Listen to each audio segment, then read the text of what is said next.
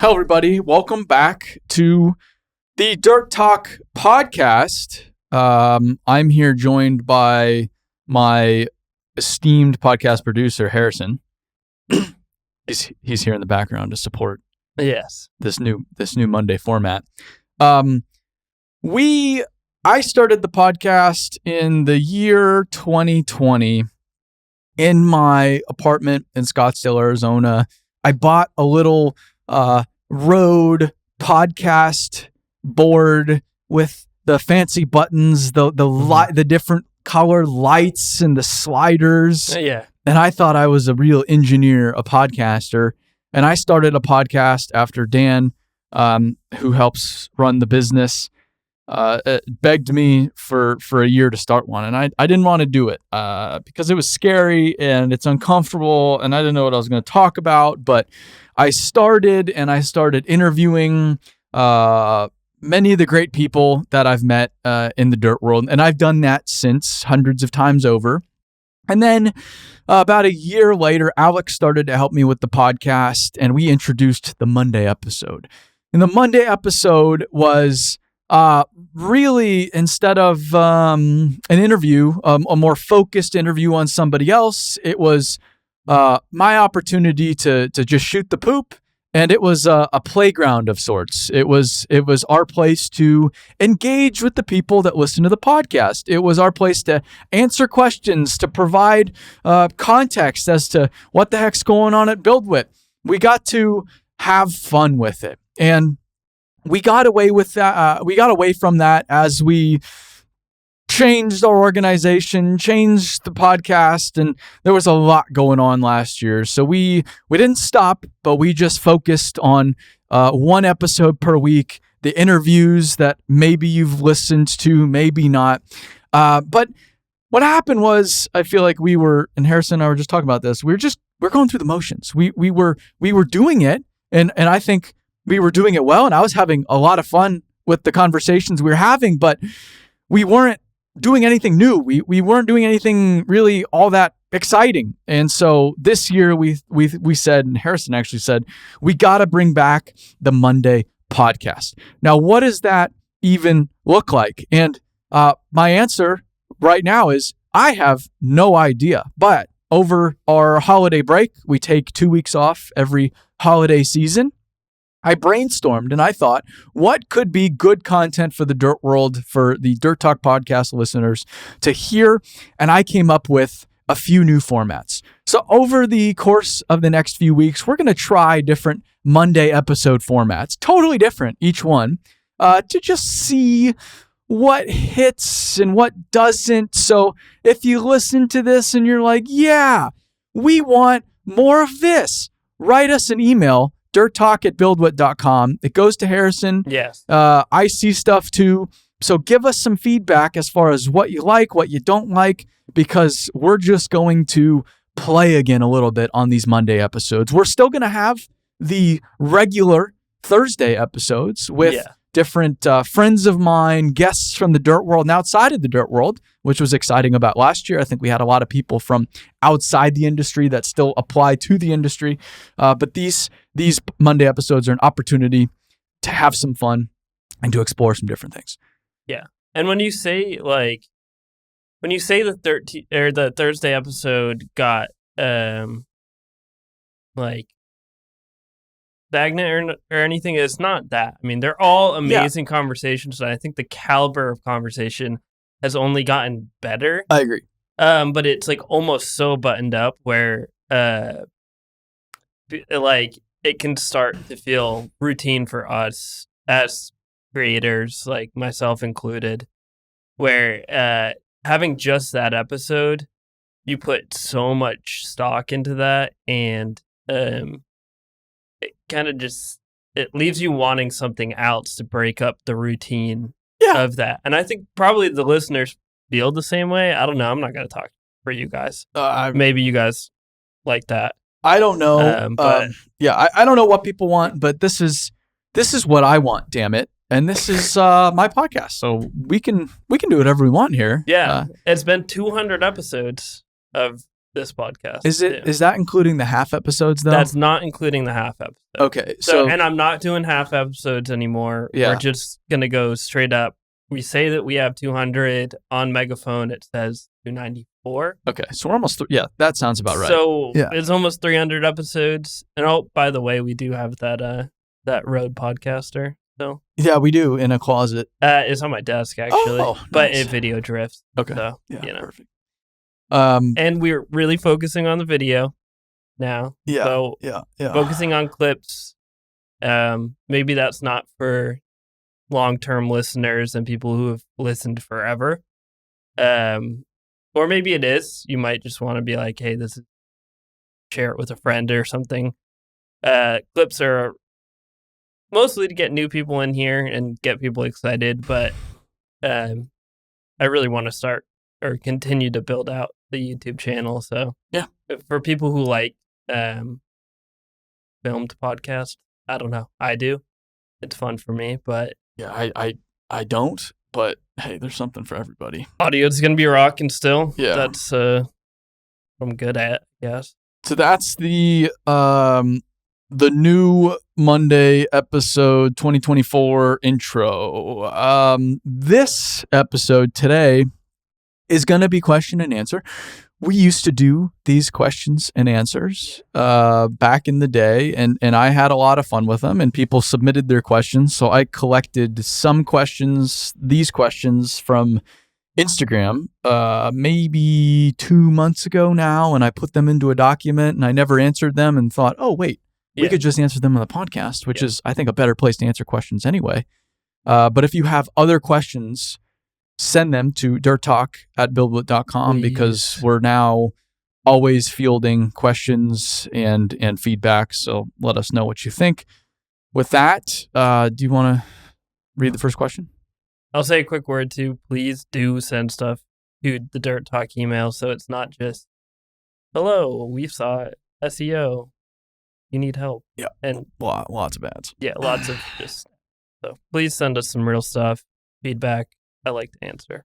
And with that, we will go to the first question. Aaron, what happened to the earthmoover? Why haven't we seen it? Where did she go? Yeah, a lot of people have asked this. I brought the earthmoover to slaughter a few months ago, unfortunately, and not the scrapyard. I'd sold it to our cat salesman that sold it to us originally, funny enough. The story of the skid steer is one maybe worth telling. I have always loved heavy equipment, skid steers. As a kid, that's probably the most common piece of equipment you see. And I, like many of you probably, would see them all the time in the neighborhood and while driving around. And I loved seeing skid steers. And I have a picture of me at the local fair and the bucket of the deer skid steer and everything was about skid steers. I love them. They're small, little, just fun machines. And so growing up, always loved skid steers. Probably a lot of skid steer fans out there. I'm not unique in that regard. And I always wanted a machine that was mine. Originally, I wanted to be a contractor. And my logic to being a heavy civil or an earth moving contractor was that if it was my company, I would have my name on the equipment, which would mean I get to run the equipment whenever I wanted to, which is very flawed logic. But that was my 18-year-old logic. And when I went out to that first construction job in person, the first job I saw when I was 17 with Rich Pearson in Phoenix, Arizona, I thought it was the coolest damn thing. And his name, Pearson Construction Corporation, was on the trucks, was on the pickups, was on the heavy equipment, people's vests. I thought it was cool. That's what I wanted. I wanted heavy equipment that I could run and move dirt with, because it's something I've always enjoyed, but I haven't been able to do very much of with how I grew up. I didn't grow up with parents or family members or friends in the industry at all. So had very little exposure to running equipment growing up.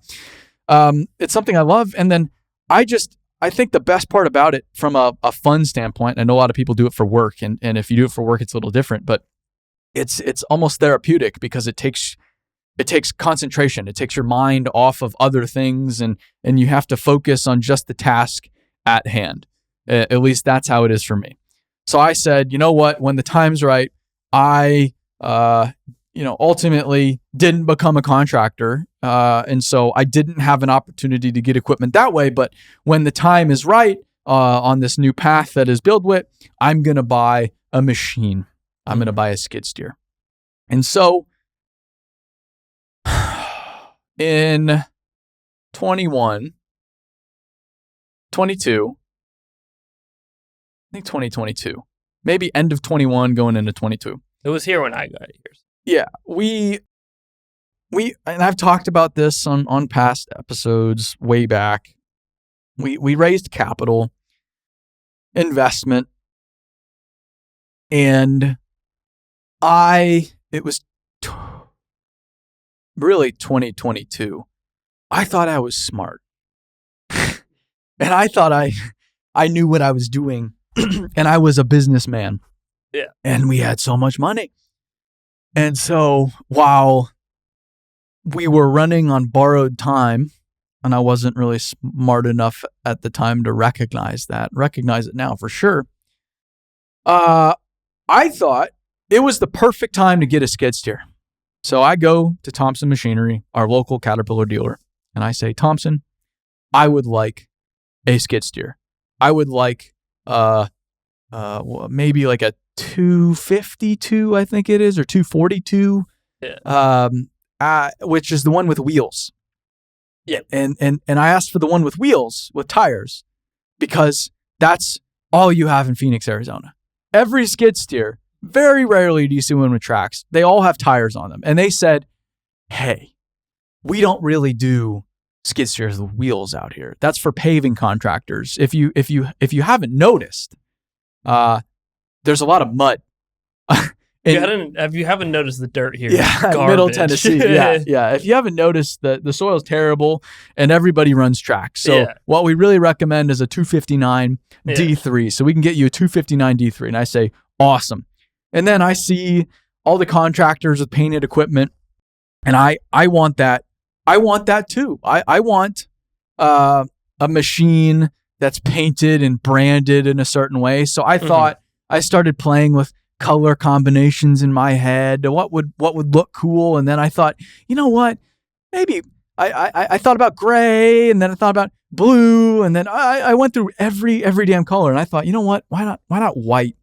And I wish I even knew how this idea popped into my head, but originally I had a mock-up of just the BuildWitt logo on the machine, all white, get rid of all the stickers. Yeah. And just have the Build logo.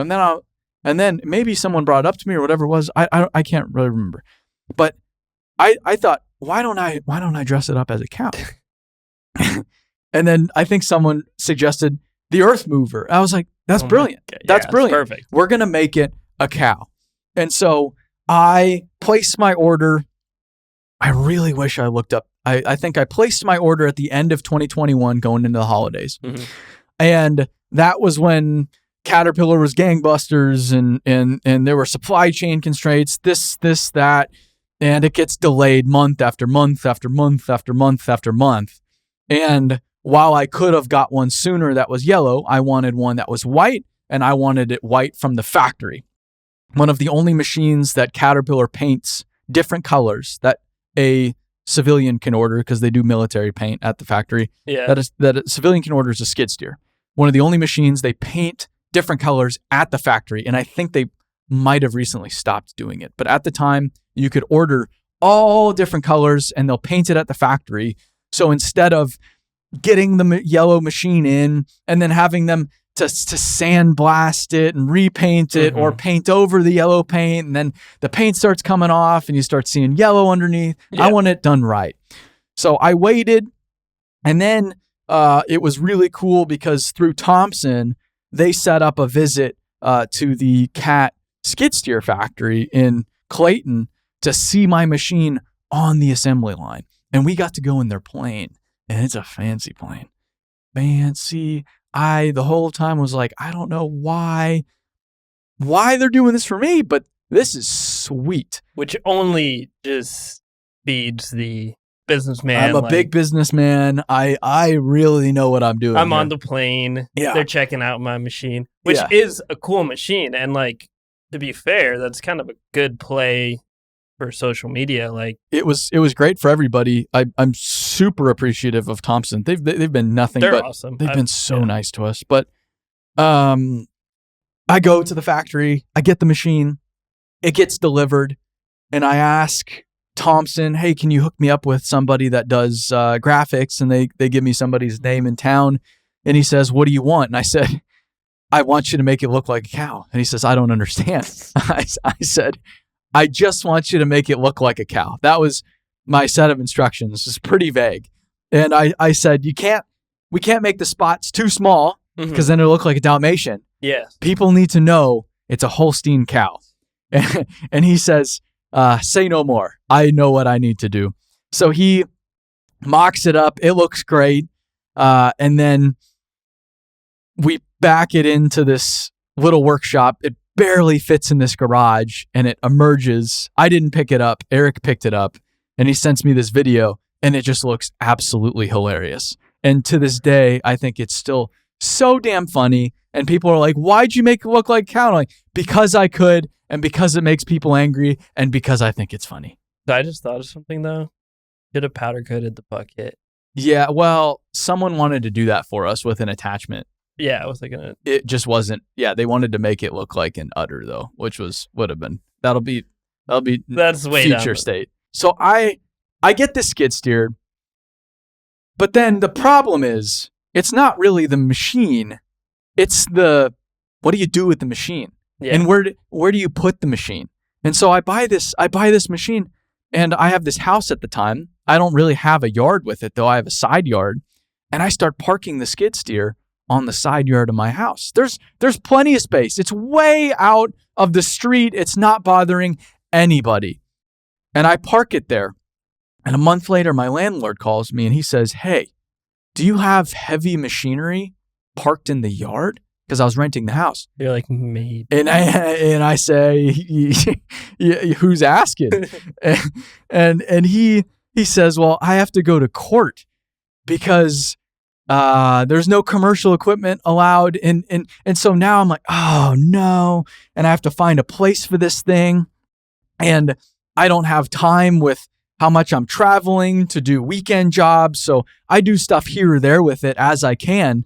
But it gets to a point after a year or two that it's just sitting in a storage facility week after week after week, month after month after month. Costing money.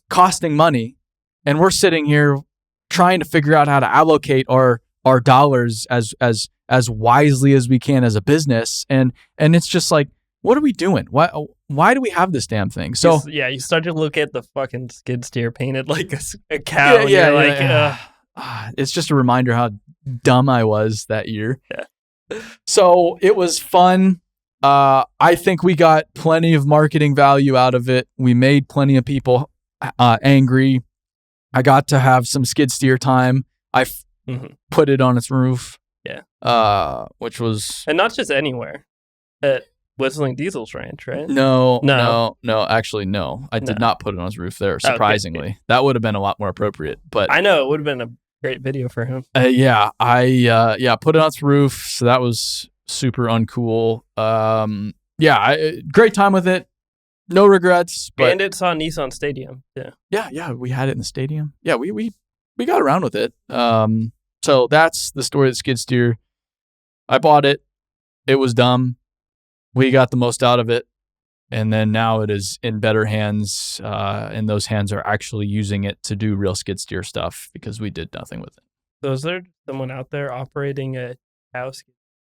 I don't know if he took I haven't asked him. I need to text him like, how's the machine going? Yeah. I hope it's working because that was the one I put on its roof. Yeah, Eric seemed to think that there was something wrong with it after that, but yeah, but then we brought it to Cat and they're like, no, it's good. It's like perfectly fine. It's but emission stuff, Well, the skid steers don't have DEF that size.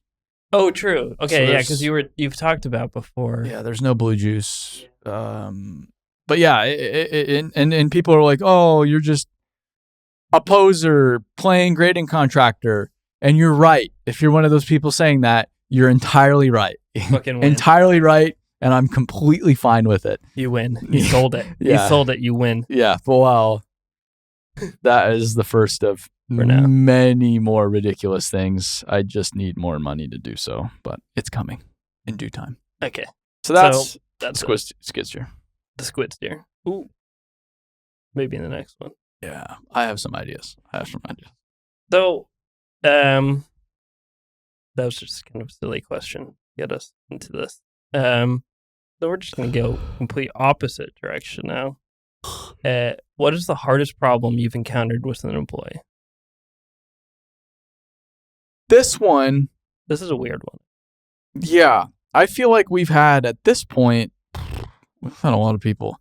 I feel like we've had almost 150 people employed here full time at this point. And I wouldn't say problem. Let me kind of rephrase that. I would, and I'm sure that's that original question, but I would say challenge, because we don't. It's not like a problem. Yeah, people. They're just the biggest problem. Biggest pain in my ass. Yeah. No. So we've had full time employed here about 150 over the course of 6 years. And as of right now, we have about 65. Okay. So in the grand scheme of things, our turnover has not been really all that bad. And our voluntary turnover has been very low. Mm-hmm. And so a lot of the people that don't work here anymore were voluntary is people saying, hey, this isn't the right fit. I'm going to leave. I'm going to resign.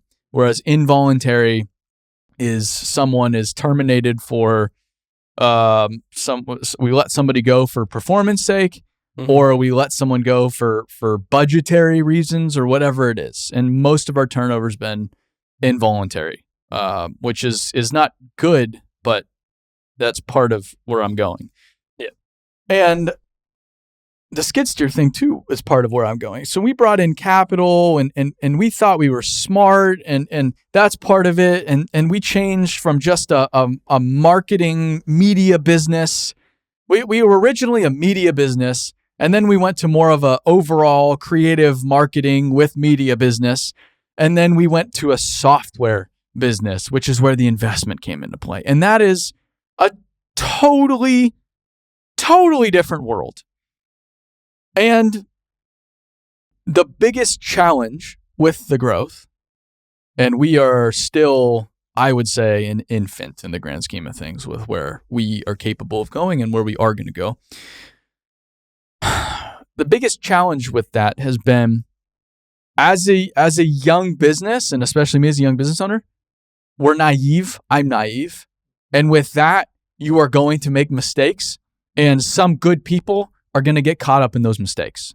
The mistakes oftentimes are people, which is terrible and is something that you wholeheartedly try your best to avoid, but it's almost, and I think it is just unavoidable when you're really scaling and changing a business.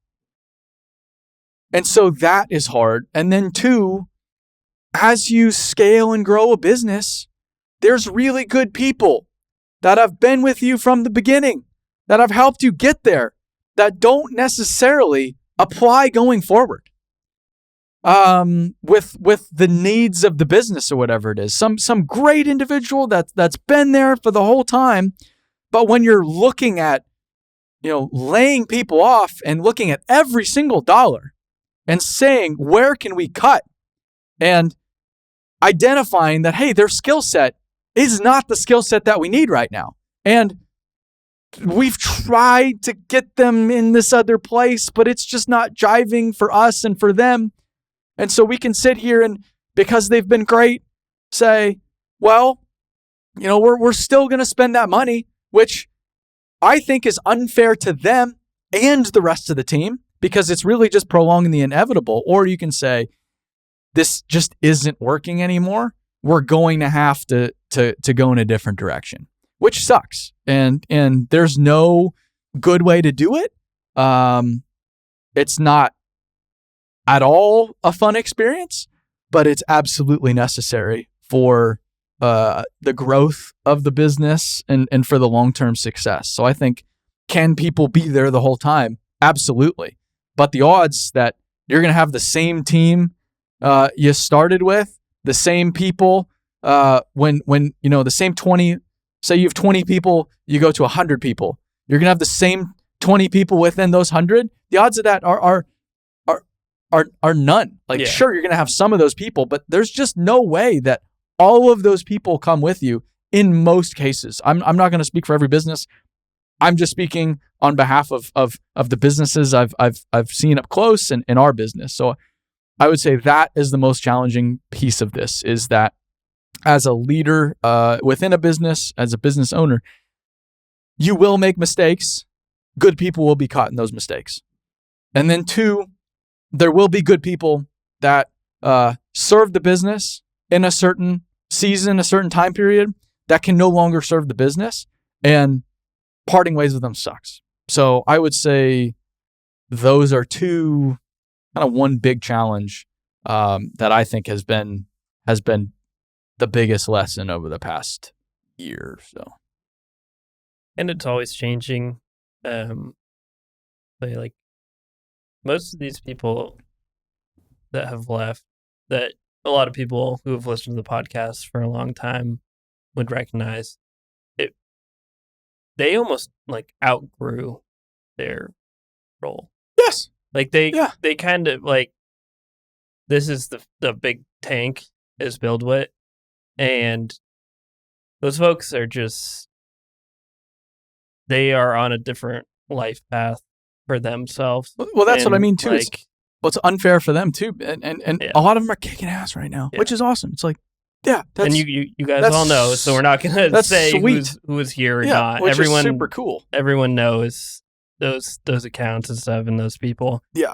And like, there has never been a hard feeling with people. I don't think. I mean, I'm sure there's plenty of hard feelings towards me, but yeah, maybe that's the. But I mean, the role I serve. I trust that everyone who has worked here has the emotional maturity now to recognize that.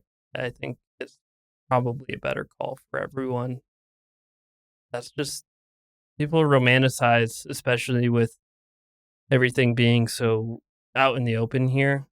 Like, people will really romanticize, it's the same crew forever, and like, the kind of the YouTube platform, like like the Dude Perfect crew. Like, they've been the same guys forever. Yeah, but if you look at the business around them, I'm sure there's people in and out of that business all the time, because that's just how it works. Yeah. I used to really cherish the fact that we had almost no turnover the first few years. Yeah. We had no turnover, none. And I was so proud. I'm like, yeah, that's how a business should be. People shouldn't be leaving. And then I recognized, as we started to change faster and faster and faster, that no turnover is not necessarily a good thing. It's not healthy. It's not healthy. You have to have a certain amount of turnover if you're growing at the rate you should be. And it depends for every business. We want to go help usher a very big industry into the next generation. That requires a very big business. That requires a lot of learning, a lot of mistakes, a lot of growth. That's the path we're on. And there's going to be a lot of people in and out of that picture over the course of our history. It might be different to a 5-person business, a 10-person business, a 20-person business, whatever it is, 100. I don't know. It's different for every business. That's at least just how it's been for. So that's how I'd answer that. Well, that makes sense to me. I hope that clarifies. I don't know. Maybe we should get who sent these in. I couldn't tell you. I have no idea. Yeah, I just wrote them all down. Thank you for whoever sent that in. Thanks. And write us at Dirt Talk. Let us know that was your question. Okay. So, kind of coming off of that, what's the hardest thing you've ever done? So, not outside of this business. This is not hard for you, right? This is not a challenge. Brutal. It's brutal.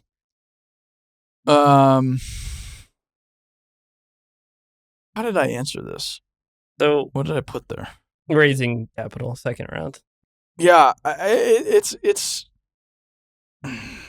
the thing is, it's not outside the business just because, like, I've done some really cool stuff from a physical standpoint over the past few years. I was able to qualify for the Boston Marathon, which was awesome.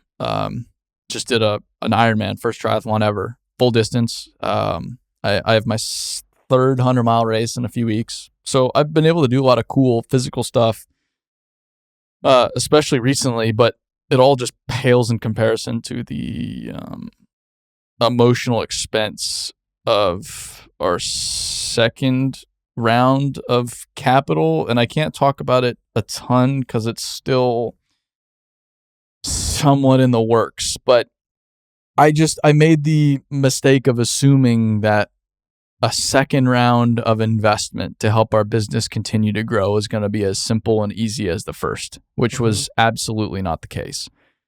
And I want to try to make this relatable.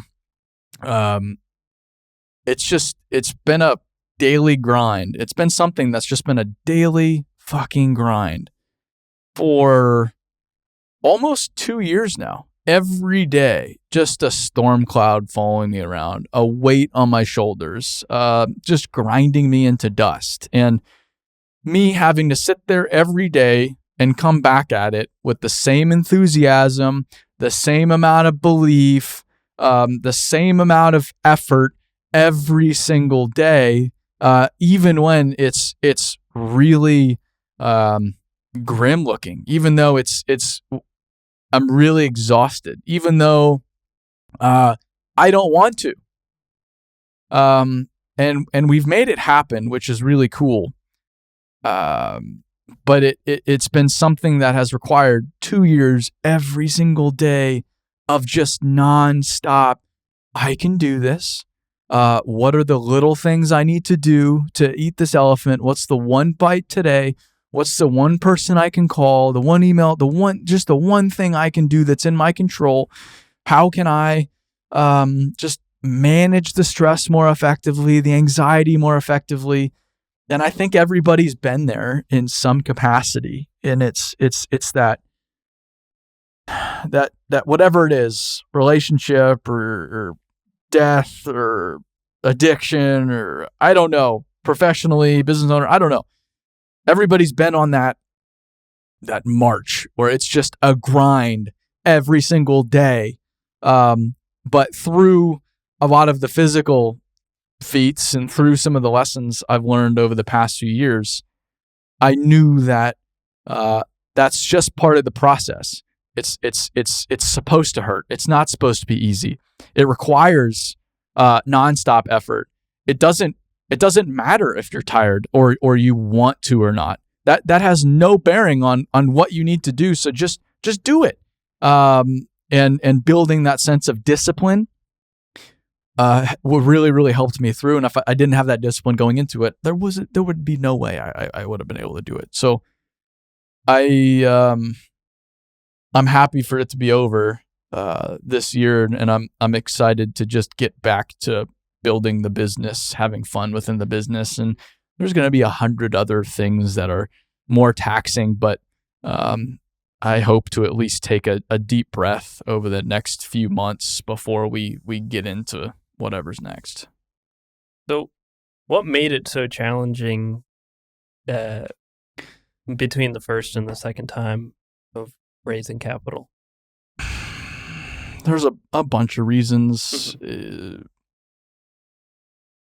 There's specifics, but I don't want to cover it right now just because it doesn't really pertain to a lot of people. There's not a lot of people raising investment capital for software companies listening to this podcast. And even if they are, they're raising it from VCs and private equity, and we didn't do either. We did it in a very unconventional way. It was just, to make it relatable, I assumed because I did X, I could then just go do Y. But that's not how the world works. Things change in between those two things. Things outside your control change. And I I just got to like a delusional place where I look back on what I was telling people, and I'm embarrassed because I was so just off my rocker. Like how did I think that was reasonable? And maybe me thinking that was reasonable helped to get us here, but I think we got towards the end as we got more reasonable and more realistic and just dug in.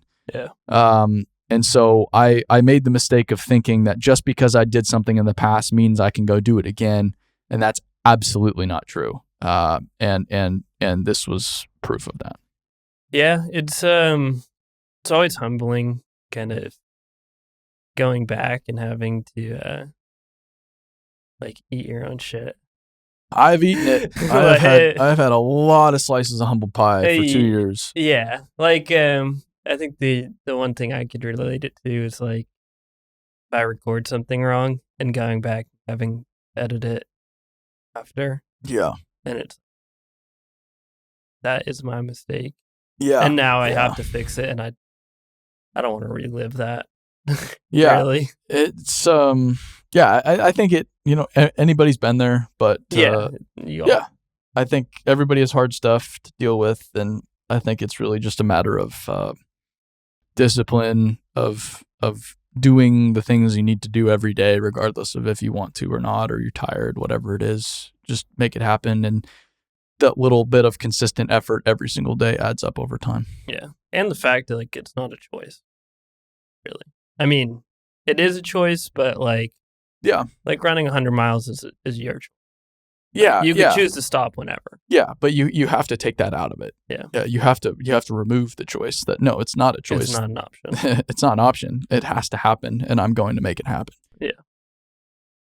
Cool. Well, hopefully that brings some clarity. Starting a business is easy though, and so if you want to start a business, just go ahead and do it because it's super easy. Highly recommend it. Yeah, try to raise some capital. Super cool. Cool. So speaking of business and speaking of people starting a business or running a business, what businesses are hiring? How can people get into the dirt world or change jobs, or just who's hiring around here? Yeah, I looked at this one because everybody's hiring. Yeah. And a lot of people reach out to me, message me on especially Instagram saying, how do I get a job? And I wish I had a really good answer that was this easy button I could just slide across the table, and if you hit that button, you'll find a great job and everything will be taken care of from there. But that's just not how it works. And the irony is the construction industry, the mining industry even more. I was looking at statistics for mining last night, and it's terrifying for everybody really. But the industry is hurting for people. And so you think there would be well-defined pathways and easy ways to get in, but that's not at all the case. Not even slightly. No. But that means there's tremendous opportunity for anybody smart enough to figure it out. And you don't even need to be smart. You just need to have a little bit of determination and will to figure it out. Yeah. And so if you're somebody that is entering the workforce soon and is considering careers, or even if you're somebody even better because you're already in the workforce, somebody already working that hates their job and that sees what I post on social media or listens to the people on this podcast, whatever it is, and has thought, maybe that'd be pretty cool. There's a lot of opportunity for you. And if I were you, I would start looking into construction companies in your area.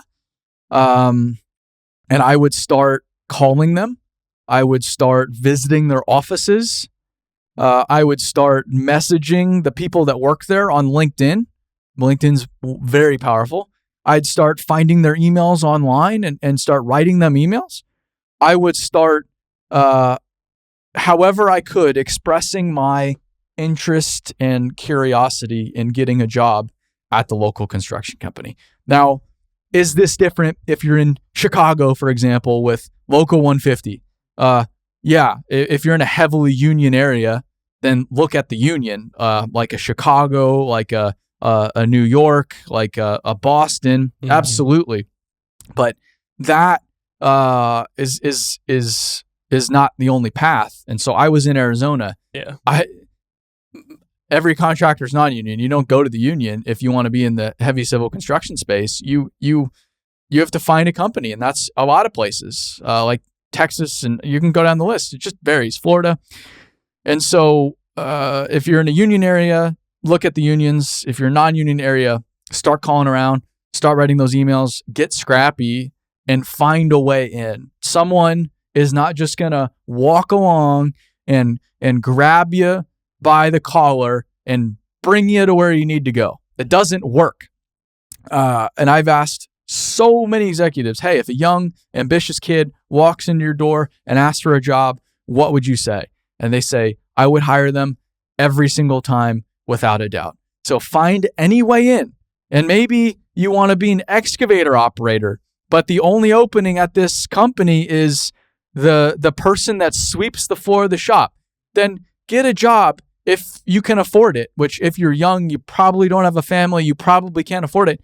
Get a job sweeping the floor of the shop, and then work really hard at it and show up on time every day and do a little bit more than you're told and help people around you. And maybe it takes 6 months, maybe it takes 12 months, maybe it takes 2 years, but then you've invested in that discipline, that hard work, those relationships, and then you have the opportunity to go wherever you want to go.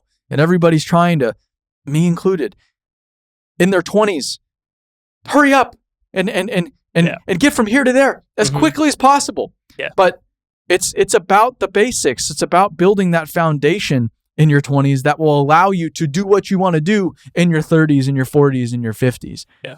And so if you focus on finding a way in to a great business, working hard, showing up, and doing your best, focusing on those basics, you'll be able to then, you'll be set up in an amazing way going forward. Now, what if that company sucks? Well, I would give it your best shot, and I would work really hard, and I would not blame others. I would not say, oh, they don't want to take responsibility, my boss sucks, whatever it is. I would really try to do my best to make the absolute most of the situation I could. But say, hey, I've given everything. They're just a terrible company. Happens. There's lots of terrible companies. There's lots of average companies. Yeah. There's lots of great companies. If that's the case, then go to another company. Go to another company. And you wouldn't have wasted time, because if you're working hard up until that last day of your 2 weeks, then that's... Yeah, no, you're not wasting time. You're not wasting time. Right, you're making money. You're still building your skills. You're still making the most of it. But everybody's hiring. Everybody. Yeah.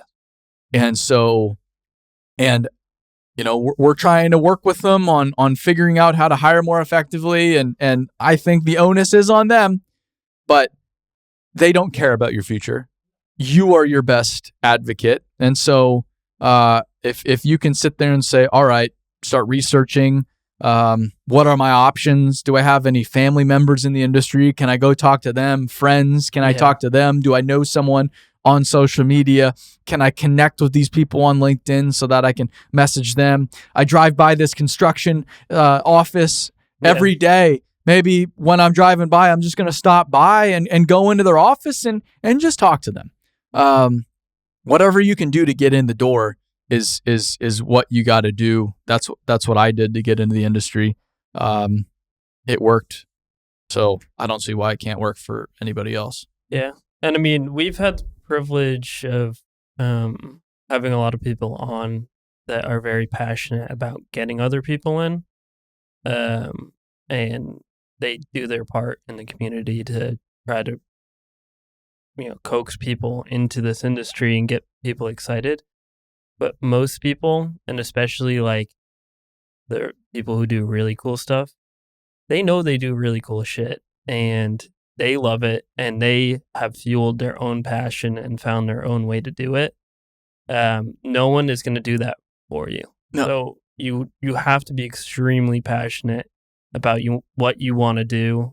Like, for example, this is not just in the construction industry. And you have to curb your expectations about pay. I know that's like crazy, but it's hard everywhere. If it's something you're truly passionate about, the pay will come. My prospects didn't look great as an audio engineer, or even before that I wanted to be a full-time musician.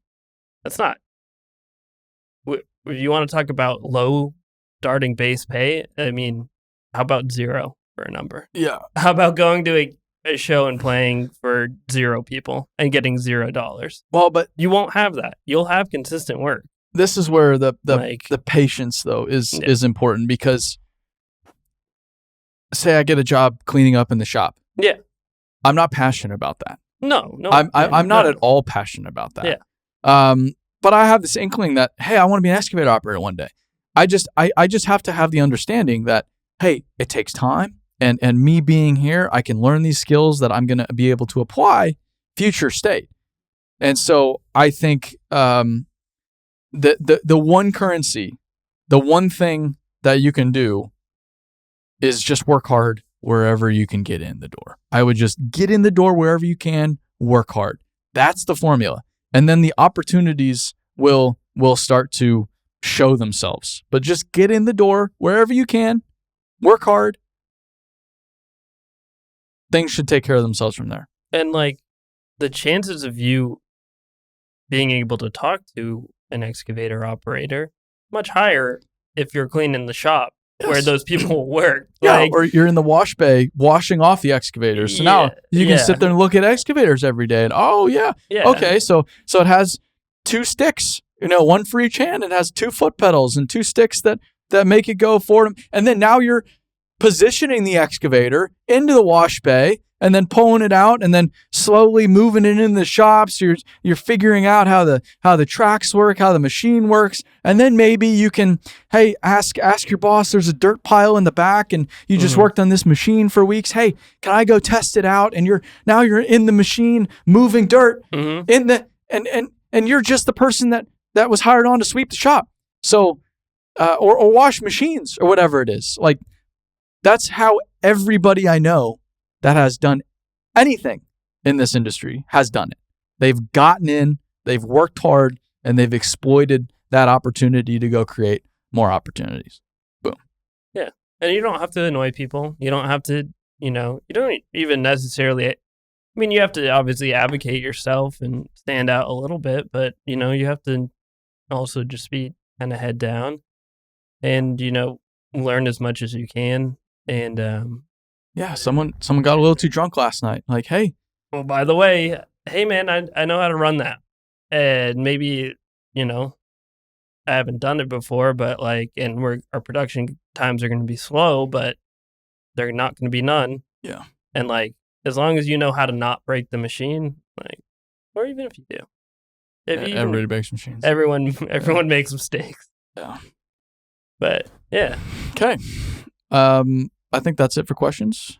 Yeah, that's what we got. What do we got on time? We've been going long enough. So let's wrap it up. That was the first Q&A New Monday episode for 2024.